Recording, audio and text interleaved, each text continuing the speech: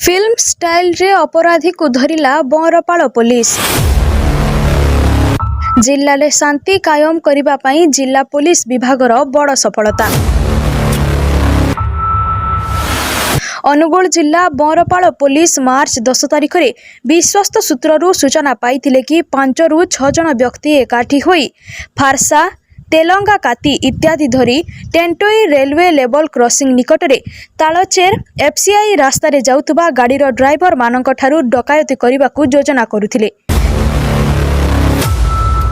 तेणु पुलिस चढ़ाऊ करी 4 जन को गिरफ्त करिथिला। घटनास्थल दुर्दांत अभियुक्त दुष्मंत नायक घटनास्थल खसी पलाई जाइथिला। सेमाने तेंटुलोईर दुष्मंत नियंत्रण रे रास्ता रे जाउतबा भारी जानर ड्राइवर मानक ठारू डकायती करबा पई सेठारे एकत्रित होइतिबा स्वीकार करथिले। घटनास्थल पुलिस चकमा दे खसी पलाइबारे दुष्मंत सफल होइतिला।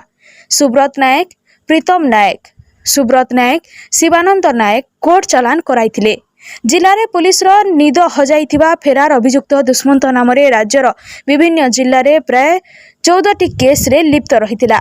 सेही दिन ठारू पुलिस घटनास्थल रे गिरफ पाई पैतरा मारुथबा बेले टेंटोलोई ग्राम रे थिबा खबर पाई पुलिस जाइथिला। पुलिस को देखि दुष्मंत फेरार हेबा पाई उद्यम करुथबा बेले बिल मालरू एसआई अमित मिश्र और सदल बलकर्मी बिलमाल रे गोड़ाई फिल्म स्टाइल रे धरिथिले। आज पुलिस अभियुक्त को कोर्ट चालान करिथिबा सूचना दैछंती।